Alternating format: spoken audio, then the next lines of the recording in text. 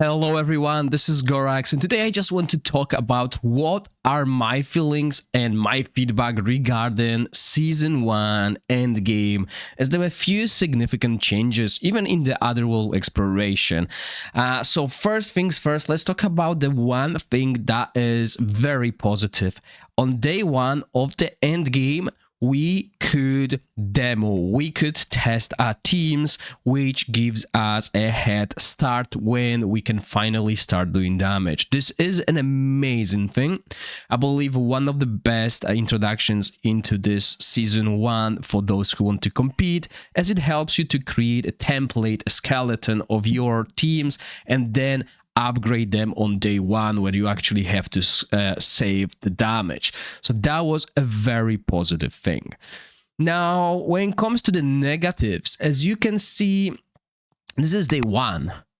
This is the first time this boss is available, and it's at 87% already, and it's only 8 in the morning, which means most of the European players didn't even do the damage, which means the boss will be dead tomorrow.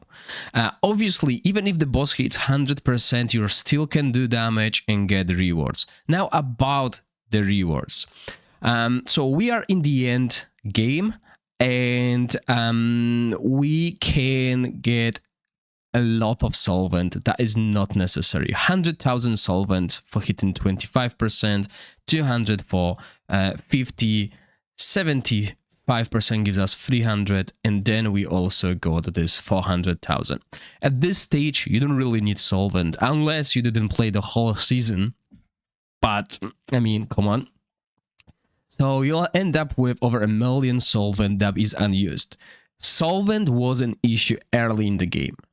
It was really hard to hit certain thresholds, and this should be changed. By the mid-season, we should be able to get more solvent. When Continental Challenge starts, we want more solvent. Now, other rewards include scrolls when we hit certain thresholds. The scrolls are really good for the new players. The veterans, they will have lots of scrolls, but not enough heroes to use the scroll zone. That's the main issue here.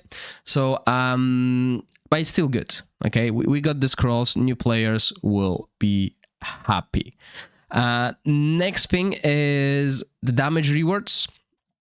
Again, we're getting solvent that we don't really need, and these are the daily rewards. If the boss dies in a single day, we're only gonna get 10 scrolls, 10 pieces of the scroll. So yeah, back in the day, the end game lasted a couple days. Obviously, it was very tiring and not casual friendly, but this game is hardcore. It's not casual friendly, okay? For those who want to rank high. As you can see, even the boss difficulty will soar in 3 days.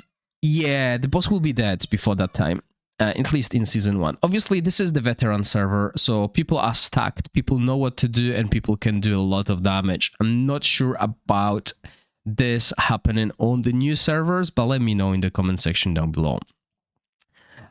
Now, obviously, the damage rankings, the total damage ranking is quite significant. This is something that will change the outcome of your basically total damage done.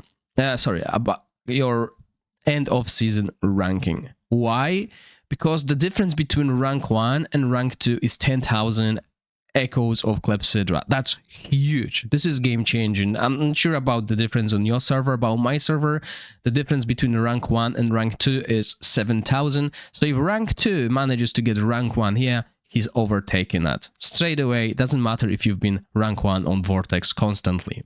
Now, the difference between the top 10 is 120,000 compared to 150. So you can really get an extra 30,000 Zegos of Clepsydra. So if you've been like rank 10 constantly on Temporal Vortex, and even after Continental Challenge, you're rank 10, missing maybe 20,000 to rank 1, you can still finish rank 1. So it is still very important. And also, if you just want to get to rank 200, as long as you hit 200 here, you will overtake your opponents. There is not a huge difference between the lower ranks on the leaderboard, but the 10,000 will make it possible to basically guarantee you a rank within the 200. And depending on where you can get even higher rankings, so endgame is still the most important. Now when it comes to daily rewards, once again we're getting this solvent that does nothing for us. Medal of Glory, that's good. I like it. I mean, we can buy something with it. I don't even know what, because I don't play on global. But this Echo Effect Clepsydra, once again, daily reward, like as you can see, it's 500 per rank, but you can still get 1,000 more than your competition when you rank in top 200 instead of outside of the top 200. But with the boss dying on day 1, we're only gonna get it once. So let's have a look at the meta teams, and those teams I covered.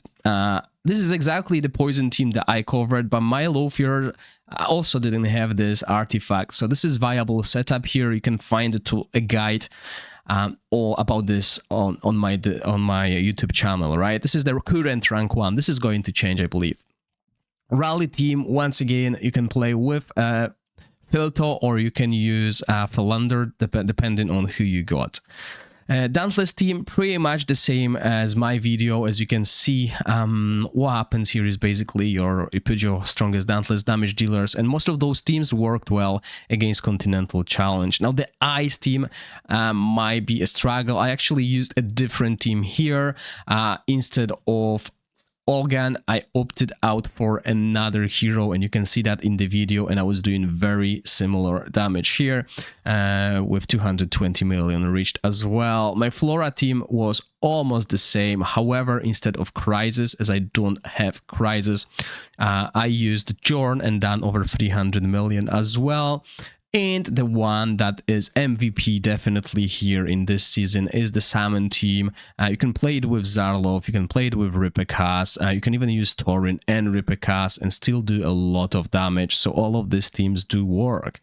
And once again, the design of the boss is cool. We know the endgame bosses are really fun to play against, but right now preparing for one day of fun is not enough. So I like that we need to obviously bring some ultimate up, ultimate down to counter the boss mechanics. We want to ensure we don't basically allow the boss to get defense up too, or dispel it in a way, and we want to avoid attack penalty as well to deal as much damage as possible when the boss is in the weakened state, if we manage to time it correctly, obviously. So I like the boss design, and a few things that are obviously confusing for players. If you're playing a single target oriented team here, you will notice, you might think that you're not applying defense down. But if you're applying it to a single target and the body of the boss has 3 different parts, so right claw, head, and left claw, you will be applying it only to one of the body parts, and it will not be visible on the boss. So that was confusing. Quite a lot of comments of why they are not applying witches remain. They do, but it doesn't show on the main body unless you hit the main body.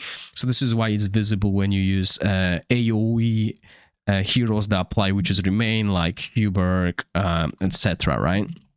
But that's confusing. But otherwise, very good mechanics.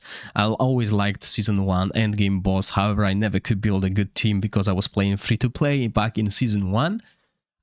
But yeah, the meta, as I said, my teams on this account that I created are as follows. So we got the Frost team with 220, and once again, all the videos are there explaining the timings, etc., and why we do things the way we do. Then we had this 250 Dauntless team. I believe this has been improved now to 290 million, so that's big improvement here, but once again, single target. Then we have the Rally team with 260. Once again, you can use Filto easily here.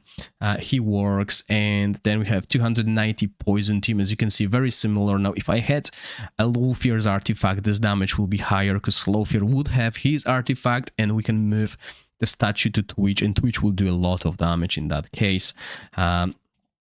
And then we have obviously another one, Flora's team Withdrawn, as I said, works really well, especially with this set. You can bring extra heal into the team and heal when he resists if you build him with the resistance as well. And the team that does the most damage is this team. Obviously, I showed you this variant, as if you have a single copy of Ripekas, this will work, but you can replace Ripekas with Zarlov, etc. You don't even need Thorin, really. You can bring another damage dealer like Primestein, go over 400 million, which I'll probably cover in a separate video. But I mean, would it make sense if it only lasts one day and people will save their scores?